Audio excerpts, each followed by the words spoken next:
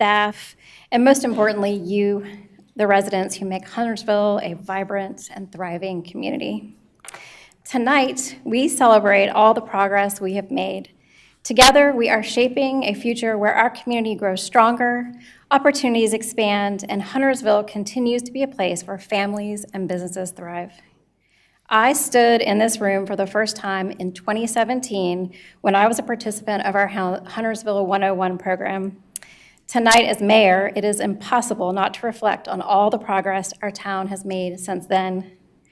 As your mayor, I have had the privilege of working with the town staff and the commissioners to make decisions that provide us with a roadmap for a better future for Huntersville.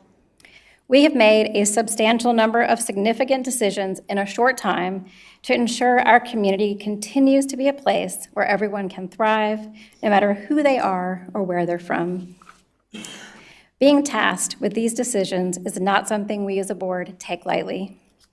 One of our first steps as a board was establishing the town's first municipal fire department.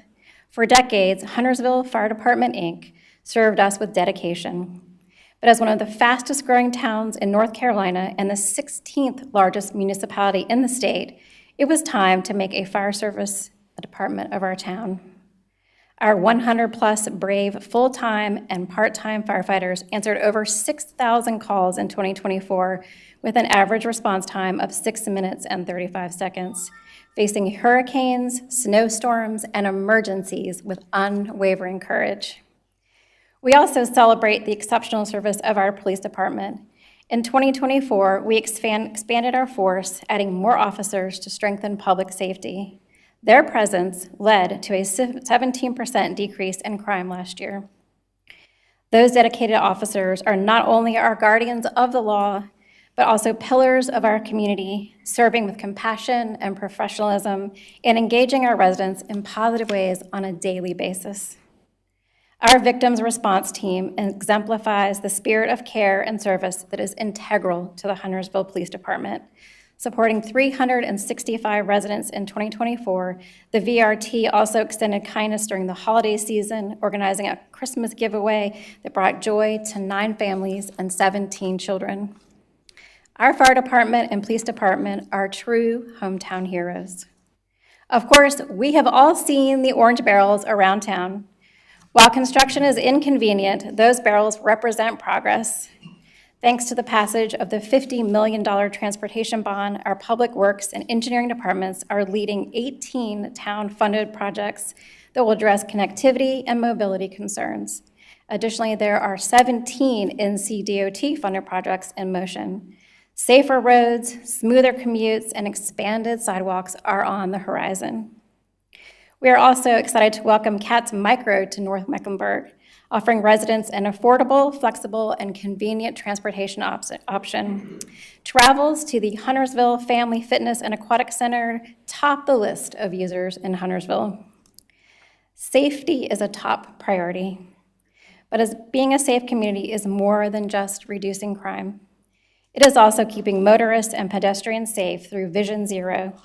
We are working to eliminate traffic fatalities and severe injuries, creating safer streets for drivers, cyclists, and pedestrians alike. Every measure we take toward a safer Huntersville. Our parks and greenways remain some of our most cherished assets. Over 1.7 million of you visited our parks in 2024, enjoying new additions like the splash pad at North Mecklenburg Park, a greenway tunnel under 77, and an ADA-accessible playground at Abernethy Park.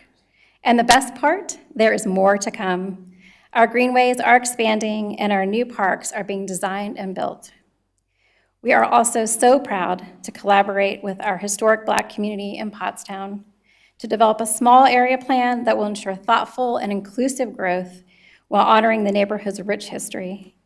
This planning effort kicked off in January, and we look forward to a continued engagement with the Pottstown community to see the plan to completion. We have taken steps to address environmental issues in our town to ensure the health of our community. We established the Environmental and Sustainability Committee and are working towards our first sustainability plan and town arborist. In cooperation with Mecklenburg County, we're also advocating to preserve farmlands and support our local farmers. We continue to add town staff to increase our level of service to residents, including police, fire, and essential employees, to other departments in order to continue providing a high level of service to our growing town. We remain committed to attainable housing by partnering with Habitat for Humanity and advocating for attainable housing units in new developments. To better understand our community's current and future housing needs, we've engaged the UNC School of Government to conduct a comprehensive housing needs assessment. This assessment will serve as a valuable foundation for creating informed, effective housing plans that genuinely meet the needs of our growing community. Additionally, our award-winning communications department embraced the challenge of bringing your love of Huntersville to life by developing a new town brand. The creation of our new town brand was driven by you, our residents. Through stakeholder interviews, community events, and multiple surveys, we captured the spirit of Huntersville, a town where connections, quality of life, and hope for the future define what it means to thrive here. A refreshed website, higher social media engagement, and a new community newsletter round out our improved town communications. This is the first and last state of town address that will be given in these chambers, as our new town hall is being constructed just over there. By year end, we will cut the ribbon on that new town hall. This beautiful, modern, ample meeting space will bring a majority of staff under one roof with room to grow. It will be a center for civic engagement, a reflection of our town's progress, and a testament to our shared vision for the future. We have come so far, and I believe the best is yet to come. Every challenge we overcome opens new doors of opportunity. The state of our town is strong and thriving. Huntersville continues to be a place where so many people want to live, raise families, and pursue a better life. And with your passion, dedication, and belief in Huntersville, our future will be even brighter. In closing, we want to share the town's new branding video that highlights just some of the beauty of our town. Thank you. The promise of Huntersville is best told by those who call it home. You might encounter their friendly faces in a neighborhood park, along a greenway, or walking in town. What you'll see is that Huntersville is a place for connection, no matter where you are here. You'll see that you're able to thrive here. Yes, you can thrive here. When you meet your neighbors, you will quickly realize that living here is special and there's a great quality of life. When you talk to young families, it's obvious how bright the future is here. It's why so many people choose to call Huntersville home. It doesn't matter who you are or how long you've been here. It's easy to thrive here. Yay.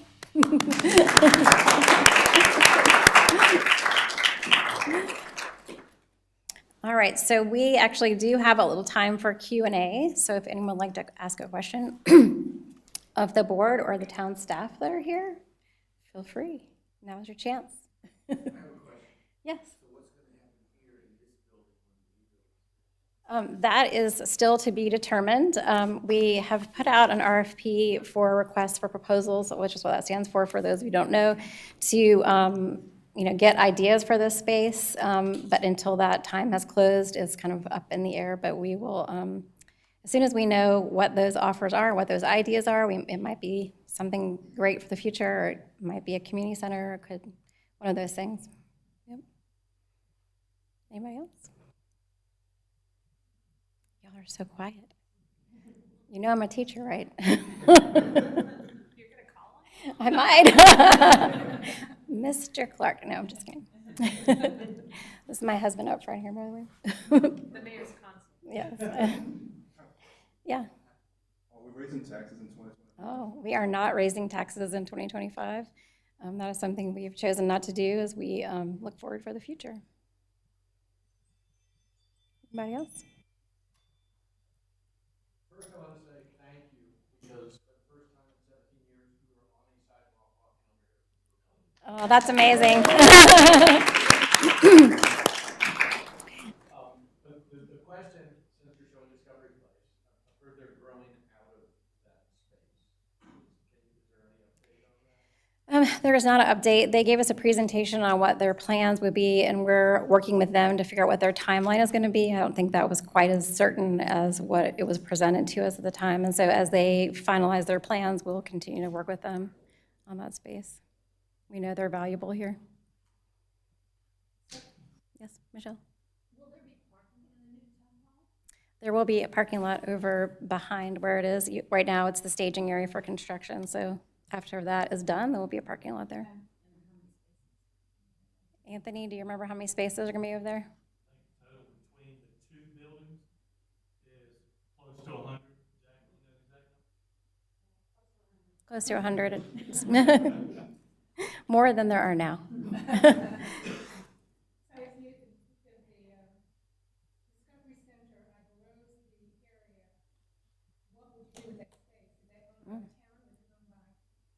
That is a town property, and I would not even begin to imagine what would happen in that space in the future. We hope Discovery Place Kids stays there, so we don't have a plan for it at this time. Yeah, how long? Much longer in the lease? They have several 5-year extensions that extend to 2040. Yeah, so 2040 would be the time when their lease would end. So that's quite some time. They have plans to grow, so.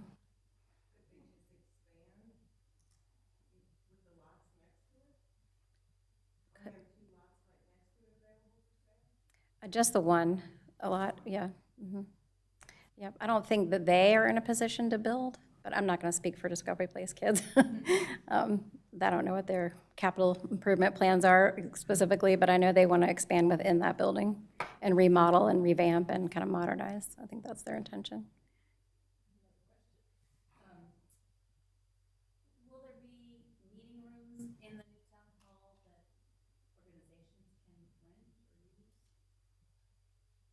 Anthony, will there be meeting halls in the new town hall that organize? Meeting spaces within town. I'm trying to talk out loud. Oh, yeah. Not to be yelling at everybody, but You might need to stand up. there will be plenty of meeting space in there. Will it be rented? That hasn't been determined yet. The board, elected officials will help make that decision whether they, one of the things that the mayor talked about earlier, this may become community space. So it's likely that if this does, then this will be rented out and maybe not town hall. My next question, in the new town hall building, will the person who's over the fire department be there, when the police department, the sheriff department be in that building, or how's it going to be set up? Anthony, do the chiefs have offices there or above DPK? I'm not sure that's been settled yet, actually. Say that again. We're talking about. Where will the chiefs for the fire department and police department be located? So right now we have a chief, and we're looking at hiring some assistant chiefs, et cetera. We're looking potentially, there are several options. They could possibly move on a portion of the third floor of where the DPK space is, where our town offices are now. Could possibly move over in town hall, or they may stay crammed in the spaces they have now. So we're looking at 3 different options. Pam?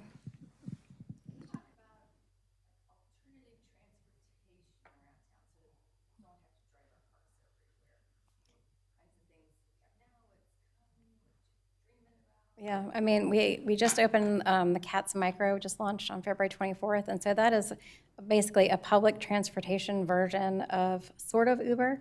It's in a limited area around North Mecklenburg, but Huntersville is the biggest user of that program right now, and so I highly recommend everyone trying it out. It's $2.20 for a ride.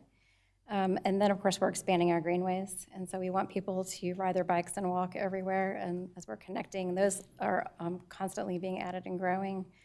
So that's the plan for the future. And then, of course, the city of Charlotte bought the O-line from Norfolk Southern. There's legislation in Raleigh pending on that, and we, as that moves forward, we'll see where that goes. If they allow us to put that on the ballot and pose it to the voters, they will decide the future of the Red Line. So that, we hope that happens. So contact your legislator. She might be sitting in the room right now. Not to put you on the spot or anything. And I can give a quick update on that. Yeah. There have been so far 2 bills related to the transit tax referendum filed, both in the Senate and one of the primary sponsor on both of those bills is Vicki Sawyer, whose district does come into Mecklenburg County. So that's progress, and the hope would be that that legislation does pass and move through the Senate and then gets picked up in the House and supported. But it is complicated to get any legislation through both chambers in Raleigh, and so just you can certainly express your thoughts on that. And again, the legislation is effectively allowing voters to put allowing the county to put the transit tax referendum before the voters, but there is some governance and financing that is impacted as well, and so that's why there are 2 separate bills. And there will be certainly, even if this does get to the ballot, there will be ample opportunity for public input ahead of that vote as well. So that's the latest. I'm glad you were here for that. That's a better update than anybody can give. Anyone else? There's lots of food out there, so I hope you have extra snacks.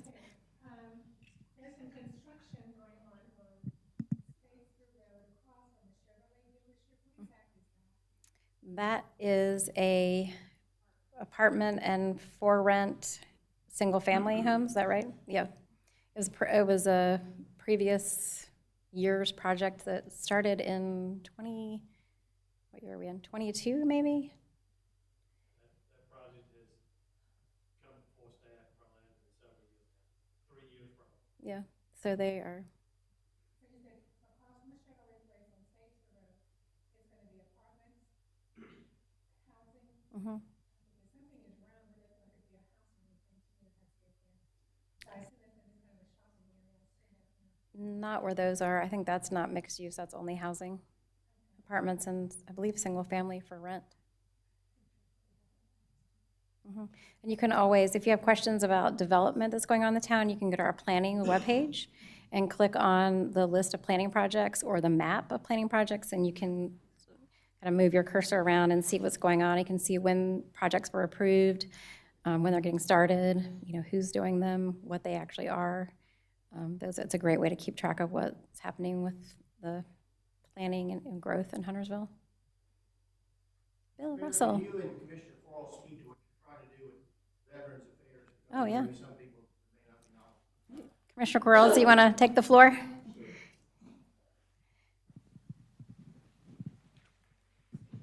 For you all don't know, I am the 12th Congressional District Commissioner for Veteran Affairs, and my heart and soul is definitely veterans. And we're trying to get a Veteran Affairs office here in our town hall at zero cost.